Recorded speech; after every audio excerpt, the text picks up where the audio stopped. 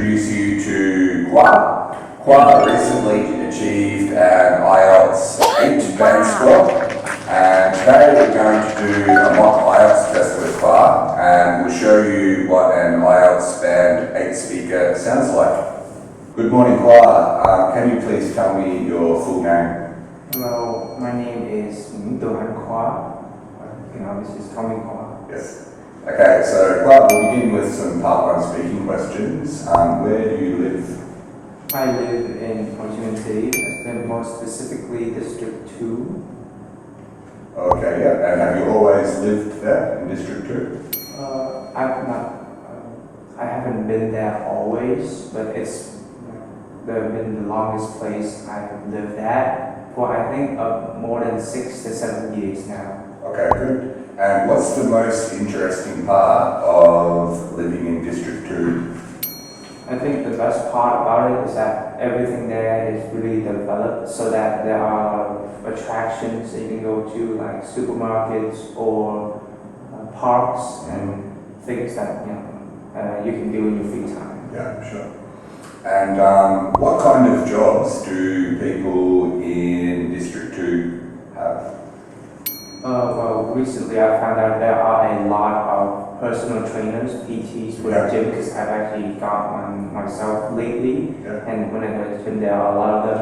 I heard that they get paid really well as well. Some other jobs may include like being a secretary for apartment, because there are a lot of apartment complexes in District 2. Maybe retailers at the supermarkets as well. Okay. And would you say that it's a good place to live? I think it's one of the best places that I've lived for a long time, and I really appreciate like every moment that I can enjoy there. Okay, thanks a lot, Khoa. Okay, Khoa, so now we're going to do part 2 speaking. So here is the speaking topic. So we'll give you 1 minute to make your notes, okay?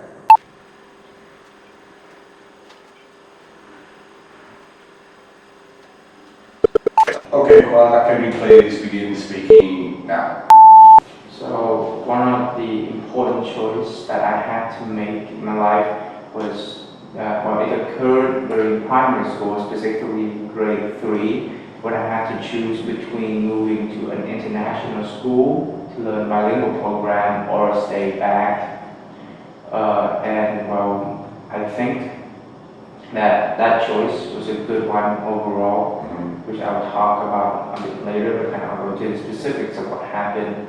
My mother and my father found like a relatively cheap international school, because back before now they have like average prices, but before that for their performance and quality, the ratio to their price was rather low. And since my dad's a doctor and my mom was working in the government back then, we were getting more, I would say rich, but I would say we could accommodate our expenses a lot better. They planned to move me to an international school and my brother as well. But obviously they, as kind parents as they were, they allowed me to decide whether or not I would move. And during this whole time, I felt very conflicted. One, I was excited to find out new things and to test out my abilities, but I was also scared of going somewhere that I had no prior knowledge of, and how I would be losing, or I thought I would be losing, some of the friends I made in my old school. But I think in the end, it was going to be a good choice after all, since now I can enhance my English skills as well as apply for better college, university, or higher education, thanks to the IB or ADP program that's presented at that school. Perfect. Okay, thank you very much, Khoa. So we'll stop there.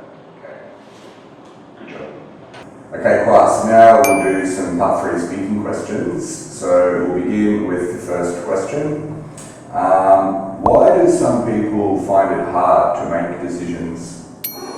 I believe that the main cause of why people fear making decisions is the fear of the unknown itself.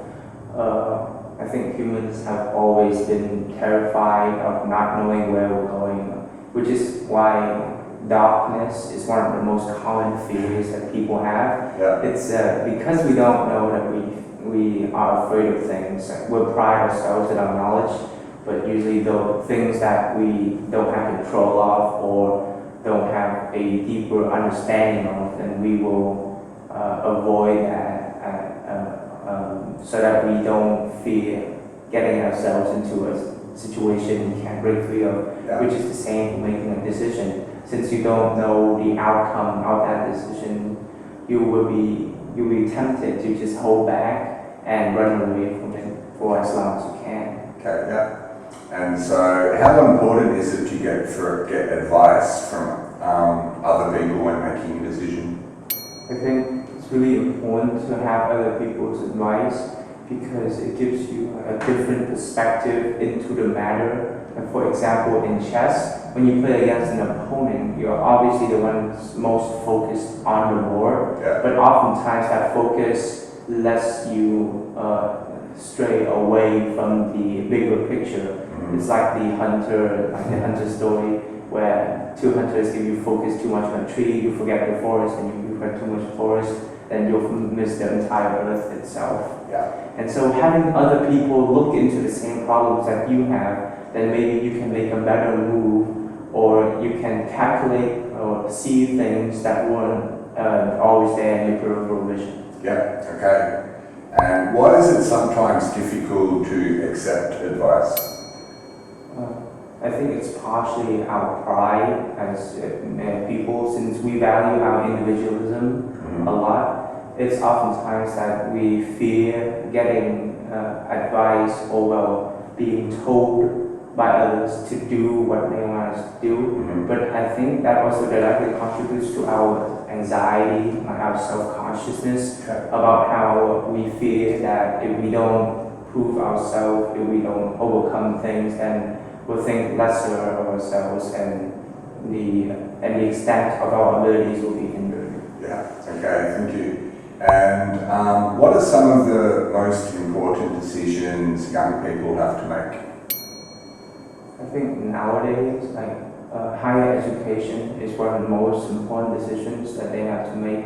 Yeah. But also in terms of the relationships they build over time. Mhm. As I believe younger age, from teenagers and below, that is when you will be meeting the most people that will influence your life the most, and possibly build trust and relationships that could last a very long time into the future. Yeah. And so by knowing who to associate with and who to learn from, then the young people can become better people, more well-rounded, Mhm. and can develop into better upstanding citizens. Yeah, thanks a lot, Clive. Thank you very much.